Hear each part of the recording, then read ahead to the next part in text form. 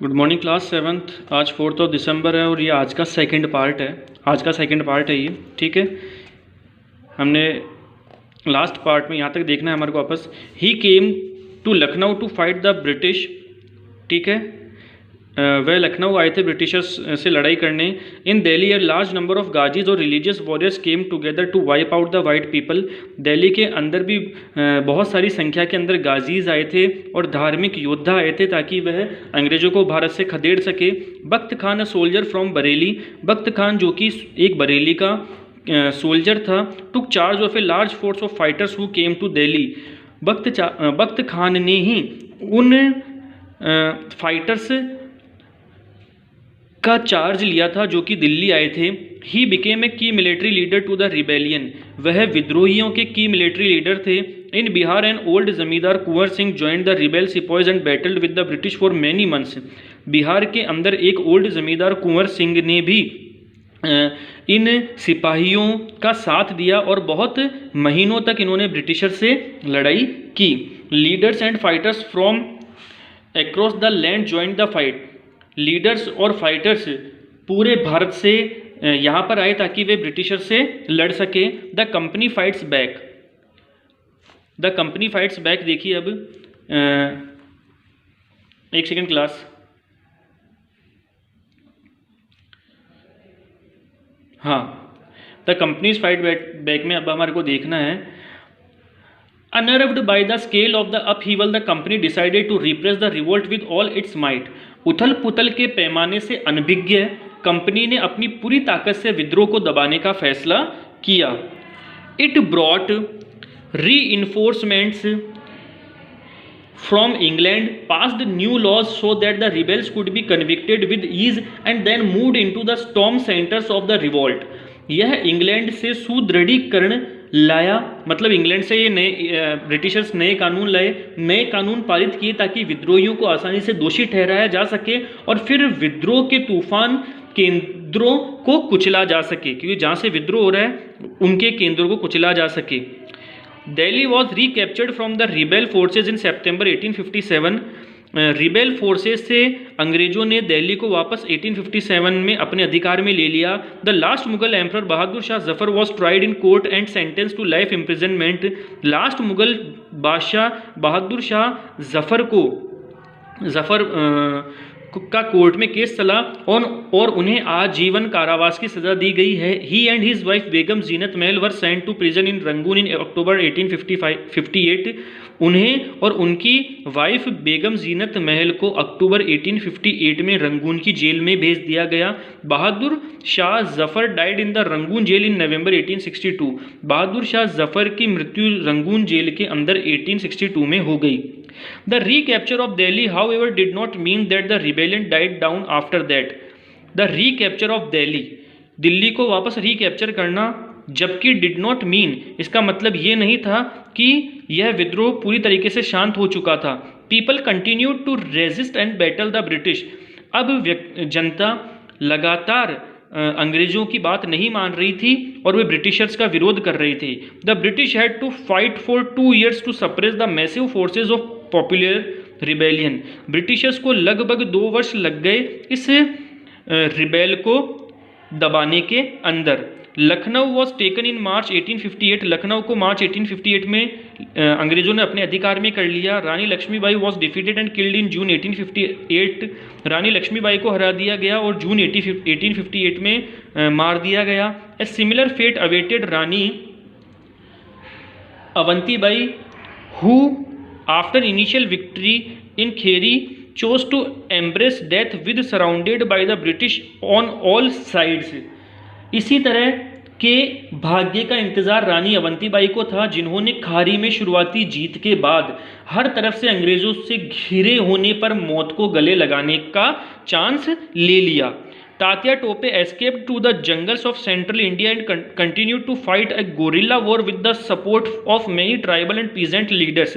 तात्या टोपे भी central India के जंगलों के अंदर छुप गए और वे लगातार वहाँ पर आदिवासी किसानों के साथ अंग्रेजों के खिलाफ गोरिल्ला फाइट करते रहे। ही वॉज कैप्चर्ड, उन्हें पकड़ लिया गया।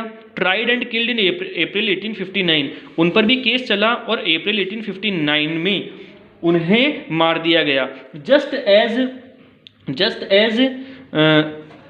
victories against the British had earlier encouraged rebellion,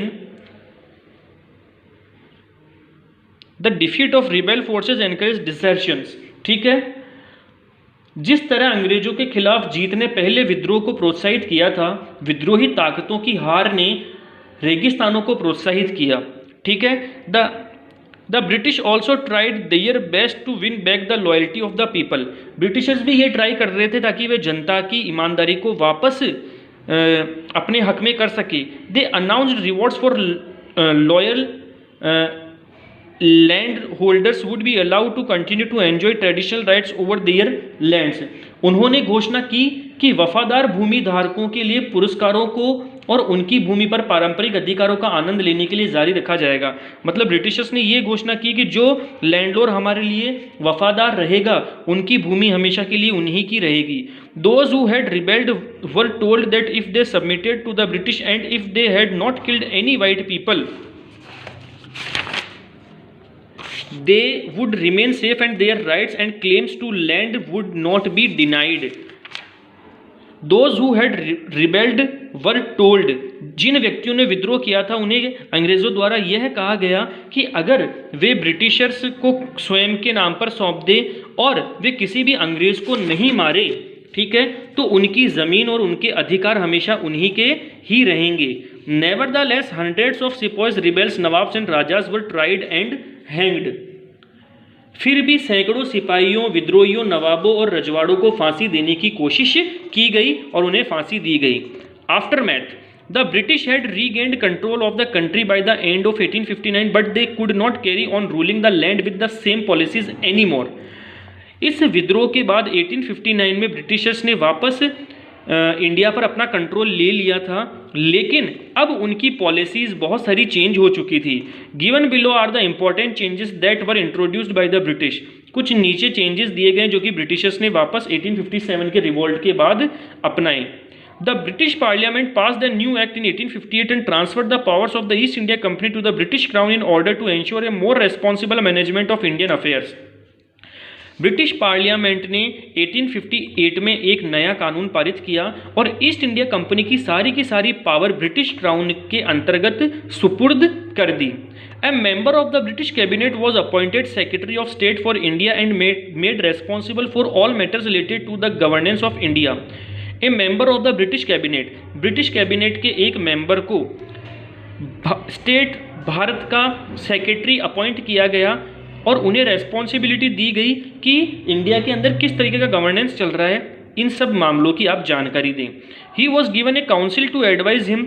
उन्हें एक काउंसिल भी दी गई ताकि वह उस काउंसिल से एडवाइस ले सके, कॉल्ड द इंडिया काउंसिल, जिसको इंडिया काउंसिल के नाम से जाना जाता है। The governor general of India was given the title of viceroy. Bharat के गवर्नर जनरल को वाइसरॉय का टाइटल दिया गया, दैट इज, जिसका मतलब है personal representative of the crown. इसका मतलब क्या है? जो कि शाही ताज का पर्सनल रिप्रेजेंटेटिव होगा। शाही ताज कौन था उस समय? Queen Victoria. Through these measures the British government accepted direct responsibility for ruling India. इन सब तरीकों से ब्रिटिश गवर्नमेंट ने एक्सेप्ट किया कि वे इंडिया की डायरेक्ट रेस्पॉन्सिबिलिटी संभालेंगे। आगे है, all ruling chiefs of the country were assured that their territory would never be annexed in future. जितने भी रूलिंग चीफ्स थे उनको ये अश्योर किया गया कि अब उनसे उनके क्षेत्र कभी भी नहीं छीने जाएंगे। They were allowed to pass on their kingdoms to their heirs including adopted sons. उन्हें अपने उत्तराधिकारियों को पारित करने की अनुमति दी गई थी, जिनमें दत्तक पुत्र भी शामिल थे। मतलब अब उनमें यह भी हो गया कि अगर किसी के कोई संतान नहीं होती है और अगर कोई अडॉप्टेड सन लेता है तो वही उनका उत्तराधिकारी बनेगा, अंग्रेज उनसे उनके राज्य नहीं छीन सकते हैं। However they were made to acknowledge the British queen as their sovereign paramount. हालांकि वे ब्रिटिश रानी को उनके प्रभुत्व सर्वोपरि के रूप में स्वीकार करने के लिए बने थे। Thus the Indian rulers were to hold their kingdoms as subordinates of the British crown. इस वजह से भारतीय शासकों ने ब्रिटिश क्राउन के तहत अपने आप को गुलाम मान लिया और ब्रिटिश क्राउन को ही अपना सर्वोपरि मान लिया. It was decided that the proportion of Indian soldiers in the army would be reduced and the number of European soldiers would be increased. यह डिसाइड कर लिया गया था कि इंडियन सोल्जर्स को अब आर्मी के अंदर कम भर्ती किया जाएगा और यूरोपियन सोल्जर्स को आर्मी के अंदर ज़्यादातर उनका रिक्रूटमेंट किया जाएगा. It was also decided that instead of recruiting soldiers from Awadh, Bihar, central India and south India, more soldiers would be recruited from among the Gurkha, Sikhs and Pathans. यह भी डिसाइड किया गया कि अवध, बिहार, सेंट्रल इंडिया और साउथ इंडिया के soldiers के बजाय अब वे ज़्यादातर गोरखाज, सिख्स और पठान्स जैसे सोल्जर्स को अपनी आर्मी के अंदर लेंगे. The land and property of Muslims was confiscated on a large scale and they were treated with suspicion and hostility. Muslims की जो भी लैंड या प्रॉपर्टी थी उनको सीज करने के कुछ आदेश मिले और अब उन्हें संदेह की नज़र से देखा जाने लगा. The British believed that they were responsible for the rebellion in a big way. British ये मानते थे कि ये जो 1857 की ये जो क्रांति जो हुई है सिपाहियों की, इनमें मुस्लिम्स का बहुत ज़्यादा हाथ है. The British decided to respect the customary religious and social practices of the people in India. Britishers ने यह डिसाइड किया कि भारत के अंदर जो भी कस्टमरी रिलीजियस है, जो भी धर्म है या जो भी परंपराएं हैं, उनको वे सब मानेंगे. Policies were made to protect landlords and zamindars and give them security of rights over their lands. Zamindars और लैंडलॉर्ड्स के लिए भी पॉलिसीज बनाई गई और उन्हें उनकी ज़मीन पर अधिकार दिया गया. Thus a new phase of history began after 1857. इस वजह से 1857 की क्रांति के बाद भारत का एक नया फेज आया. तो क्लास 8 ये हमारा चैप्टर कंप्लीट हो चुका है.